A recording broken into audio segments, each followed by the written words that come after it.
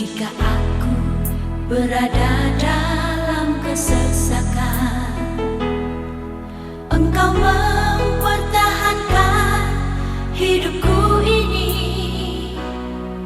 dan tangan kananmu menyelamatkan aku.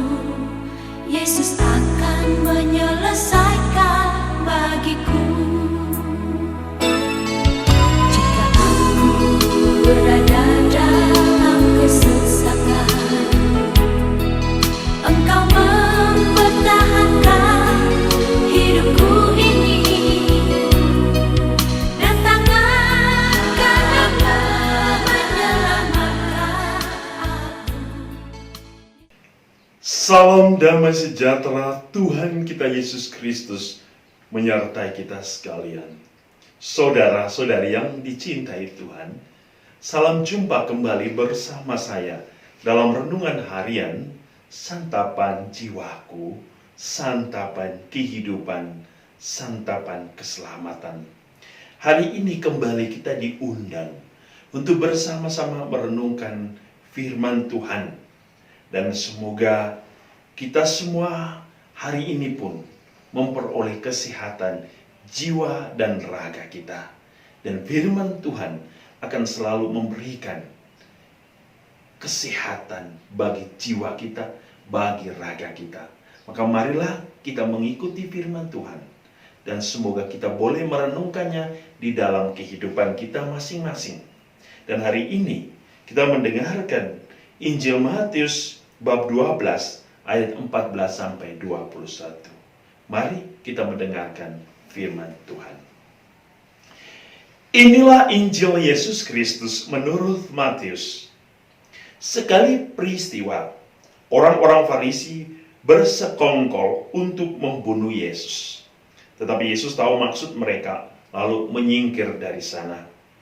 Banyak orang mengikuti dia, dan ia menyembuhkan mereka semua. Dengan keras ia melarang mereka memberitahukan siapa dia, supaya genaplah sabda yang telah disampaikan oleh Nabi Yesaya. Lihatlah, itu hambaku yang kupilih, yang kukasihi, yang kepadanya jiwaku berkenan. Rohku akan kucurahkan atas dia, dan ia akan memaklumkan hukum kepada sekalian bangsa. Ia tidak akan berbantah, dan tidak akan berteriak. Suaranya tidak terdengar di jalan-jalan. Bulu yang patah terkulai tidak akan diputuskannya, dan sumbu yang pudar nyalanya tidak akan dipadamkannya, sampai ia menjadikan hukum itu menang. Kepadanya lah semua bangsa akan berharap. Demikianlah Injil Tuhan. Salam damai sejahtera Tuhan kita Yesus Kristus menyertai kita hari ini. Saudara-saudari, kita mendengar hari ini ada satu persekongkolan di antara orang-orang Farisi untuk membunuh Yesus. Persekongkolan yang tidak masuk akal, yang tidak dapat dipahami oleh suatu pikiran sehat. Sebab Yesus tidak melakukan suatu perbuatan-perbuatan jahat yang membuat orang-orang Farisi harus membunuhnya. Tetapi niat jahat akan selalu muncul dalam diri orang-orang Farisi ketika mereka tidak membuka hati untuk melihat kebaikan yang dinyatakan Allah di dalam diri Yesus. Dan disinilah persoalan di dalam hidup manusia pun. Ketika manusia tidak mampu membuka mata hatinya untuk melihat kebaikan seseorang, maka ia akan mudah untuk menyalahkan, untuk mengkambing hitamkan, dan bahkan ingin melenyapkan dan membunuh seseorang. Tetapi kebenaran adalah kebenaran. Kehadiran Yesus ingin menyatakan kebenaran yang sesungguhnya. Kebenaran yang tidak membawa orang kepada kejahatan, tetapi kebenaran yang menyatukan setiap orang kepada kesempurnaan ilahi di dalam Allah. Karena kesempurnaan inilah yang akan membuat setiap orang yang percaya kepada Kristus akan mengalami suatu kehidupan baru bersama Allah di dalam keselamatan. Dan Allah dalam diri Yesus yang kita dengar hari ini adalah Allah yang menyelamatkan. Bukan Allah yang melenyapkan orang dan menghancurkan kehidupan orang lain dengan satu tindakan kejahatan. Kita mendengar bahwa Yesus ketika orang banyak datang mencarinya, mengikutinya, apa yang ia lakukan? Ia menunjukkan kasih Allah kepada orang-orang yang mencarinya. Ia menyembuhkan mereka semua. Dan saya yakin kesembuhan yang diberikan Yesus adalah kesembuhan jiwa dan raga. Ini adalah satu kesempurnaan ilahi Allah.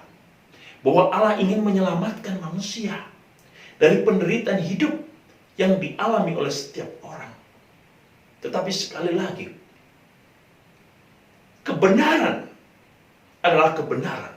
Tetapi tidak semua orang akan mudah untuk menerima kebenaran. Ada orang jahat yang akan menolak kebenaran, tetapi ada orang baik yang akan menerima kebenaran. Lalu apa yang harus kita lakukan?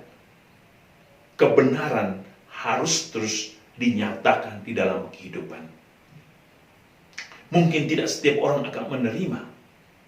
Bunda Teresa atau Mother Teresa mengatakan, mungkin kebenaran atau perbuatan baik yang kita lakukan tidak akan mendapat apresiasi dari orang lain.